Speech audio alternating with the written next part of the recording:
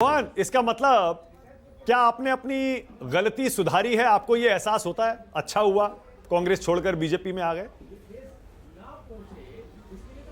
देखिए मानक जी, जब एक पार्टी, जब हमारे जैसे लोग एक विचारधारा के ऊपर काम करते हैं, देश की बात है या सनातन की बात है, शायद 10-12 साल पहले, 15 साल पहले जब मैंने शुरुआत की तब इतना ज्यादा गैप नहीं था। पर जैसे जैसे मैं बोल रहा हूं, जो दरबारी, आपके बातों मैंने बहुत डिबेट की है, जो मुख्य लीडर के दरबारी होते हैं, अगर जब आप जमीनी स्तर की हकीकत को अपने दरबारियों की आंखों से देखोगे तब ये होना है। हरियाणा में क्या हुआ मानक जी, कोई नहीं बोल रहा था, वहां पे जिस प्रकार से एंटी इनकम्बेंसी थी, सारे फैक्टर्स जो कांग्रेस की फेवर में थे, पर ग्रासरूट का फीडबैक अगर भाजपा देखेंगे, मोदी जी हो, अमित शाह जी हो, नड्डा जी हो, वो फीडबैक जो है जनता से डायरेक्ट लेते हैं, तब जाके वो आपकी स्ट्रेटेजी बनती है। आप कभी भी जनता के मुद्दों को अपने दरबारियों की नजर से नहीं देख सकते, तो हार निश्चित है, क्योंकि जब परिणाम आते हैं तब आपको लगता है ये तो हमने सोचा। ठीक है, अच्छा, तो डिसीजन मेकिंग प्रोसेस है, उसमें जनता के मुद्दों के ऊपर जो सेंसिटिविटी होनी चाहिए वो नहीं है। ठीक है रोहन, फिर मान लीजिए आपने एक और गलती सुधारी है।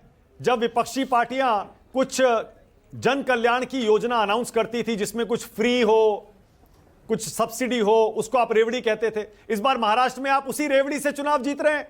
मान लीजिए लाड़की बहना, उसी का सहारा लिया, लोकसभा का नतीजा इसीलिए पलटा। नहीं, बिल्कुल नहीं मानक जी,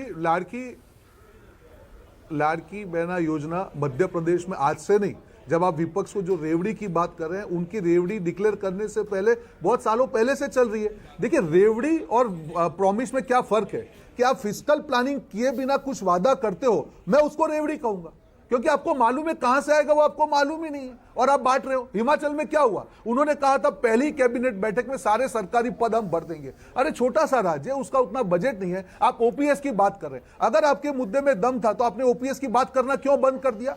सारे मुद्दे आपने गायब कर दिए, जो मेन मुद्दे थे 2019 के बाद में कांग्रेस पार्टी के।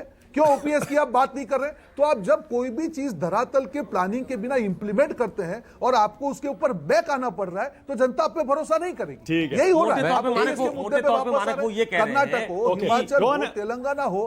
ओके रोहन, एक सेकंड, ऑलराइट, वन सेकंड। मोटे तौर पे जो कह रहे हैं रोहन गुप्ता, उसको छोटे में कह सकते थे वो कि जो महाराष्ट्र में हमने दिया है लड़कियों को, बहनों को, वो एम्पावरमेंट है। और जो हेमंत सोरेन ने दिया है वो रेवड़ी। हम समझ जाते कि क्या करना चाहते हैं वो। बहुत लंबा जवाब देने की सवाल मैं कर लूं? नहीं, बिल्कुल नहीं रोहन जी, आप इस बारे में बिल्कुल नहीं, मैं उसको भी रेवड़ी नहीं कहूंगा। अच्छा, ठीक, ओके, बहुत एक सवाल छोटा सा है कि आपने राजस्थान के चुनाव में और हरियाणा के चुनाव में गैस का सिलेंडर एलपीजी का 450 और 500 रुपए में देने का वायदा किया था। राजस्थान में तो काफी समय हो गया है, हरियाणा में भी आपको समय हो गया, उसको कब लागू करेंगे या नहीं लागू करेंगे?